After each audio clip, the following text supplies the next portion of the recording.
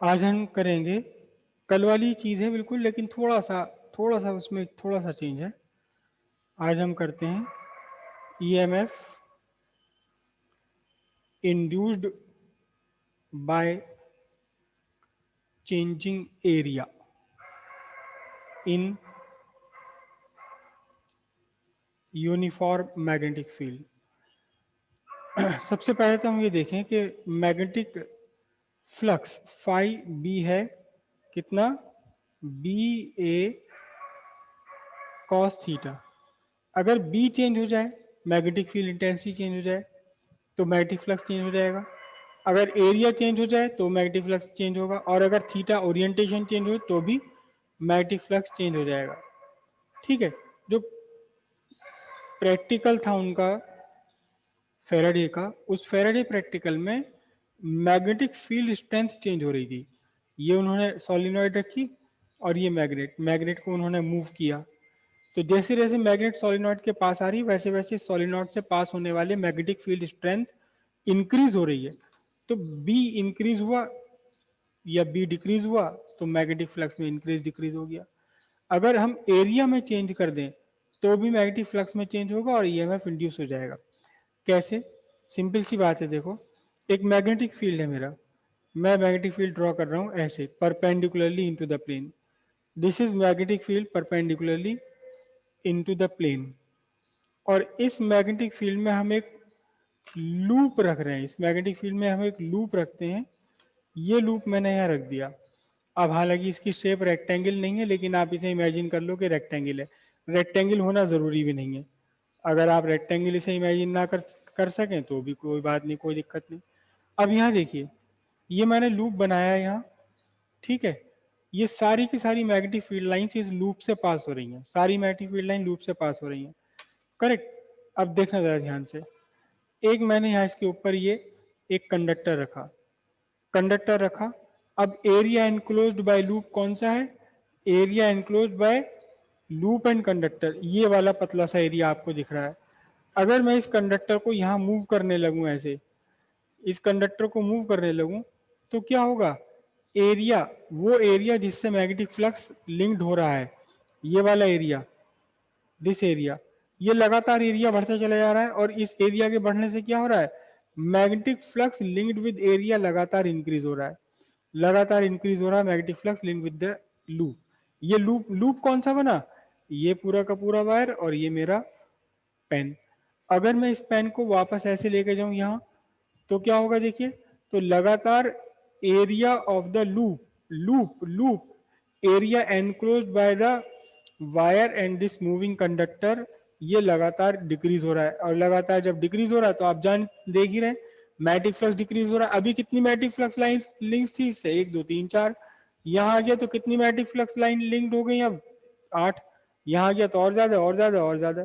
तो अगर हम एरिया चेंज करें किसी मैग्नेटिक फील्ड का, ये लूप का, किसी यूनिफॉर्म मैग्नेटिक फील्ड में, तो भी फ्लक्स में चेंज होगा।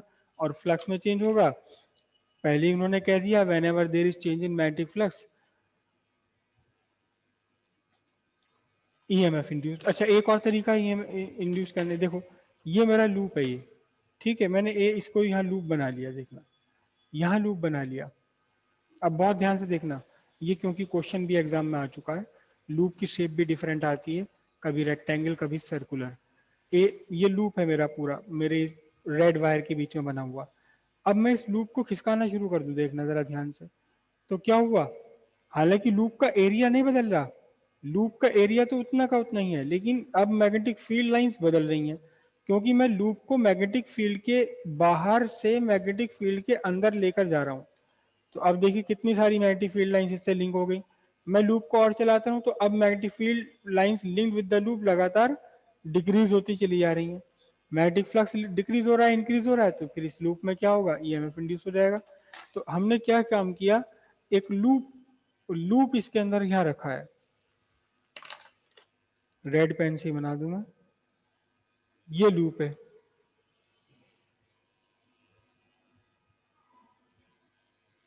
रेक्टेंगुलर लूप है ये। ठीक है, इसकी शॉर्टर आर्म को मैं लेंथ एल ले रहा हूं, कोई फर्क नहीं पड़ता, आप बी ले लीजिए तो भी वही की वही बात है। और ये v वेलोसिटी से इससे बाहर निकल रहा है, v वेलोसिटी इससे बाहर निकल रहा है।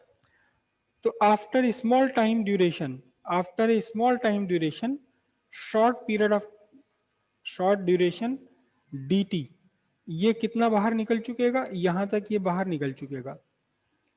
कितना बाहर निकल गया, सपोज ये dx बाहर निकल गया, ठीक है। तो एरिया में कितना चेंज आया देखो जरा ध्यान से, ये एरिया में चेंज आ गया। चेंज इन एरिया कितना बनेगा बोलिए, चेंज इन एरिया हो गया यहां से L इंटू डी एक्स, ठीक है।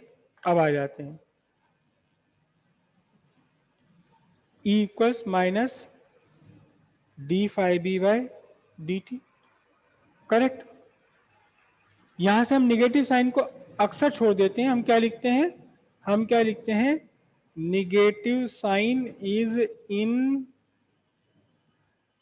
अकॉर्डेंस विद, कौन सा था, लेंजेज लॉ, लेंजेज लॉ, तो इसे हम छोड़ देते हैं अक्सर।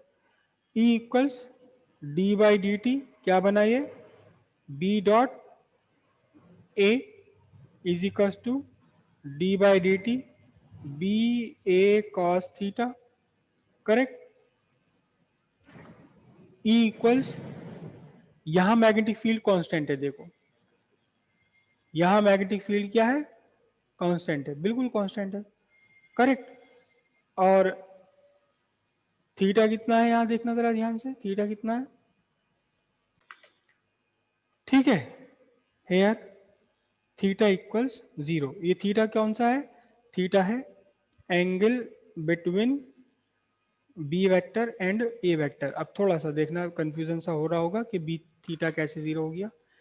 ये आपका लूप है, ये आपका लूप है, ये लूप, और मैग्नेटिक फील्ड कहाँ है, ये रहा, into the plane magnetic field है ये मेरा, जो मैंने ग्रीन वाला, वो सॉरी ब्लू वाला पेन यहाँ लगाया, इनटू द प्लेन।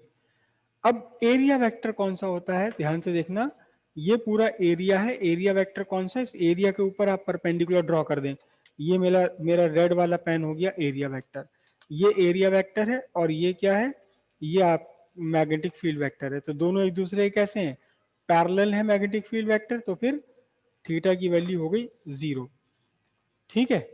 क्यों है 0, क्योंकि यहाँ B vector parallel A vector, B vector और ए वेक्टर आपस में पैरेलल है। तो अब उसके बाद क्या बना देखिए, अब उसके बाद क्या बना आपके लिए, E is equal to B A cos theta, B constant है, मैं इसे बाहर ले लेता हूँ, B D by D T A. Area को आप क्या लिख सकते हो बताओ, लेंथ इनटू ब्रेड्थ लिखा जा सकता है। तो यहाँ change in area, change in area देखो, change in area l D x है, ये आपका क्या है, चेंज इन एरिया। तो मैं सीधे सीधे चेंज इन एरिया को लिख देता हूँ B L D X by D T.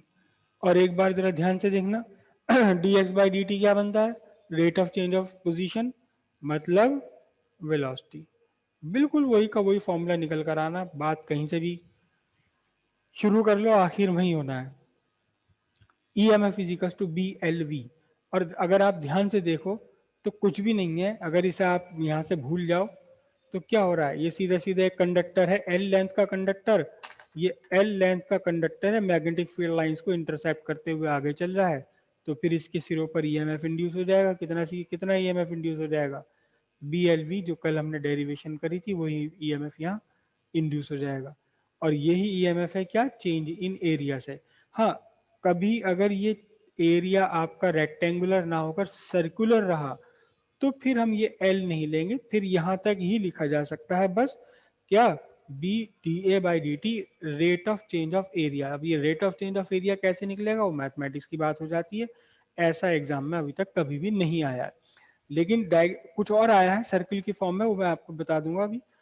तो ये आपका निकल कर आया area magnetic, sorry EMF induce due to change in area, वही का वही जो जैसा हमने पीछे कंडक्टर के लिए किया था, ठीक है जी।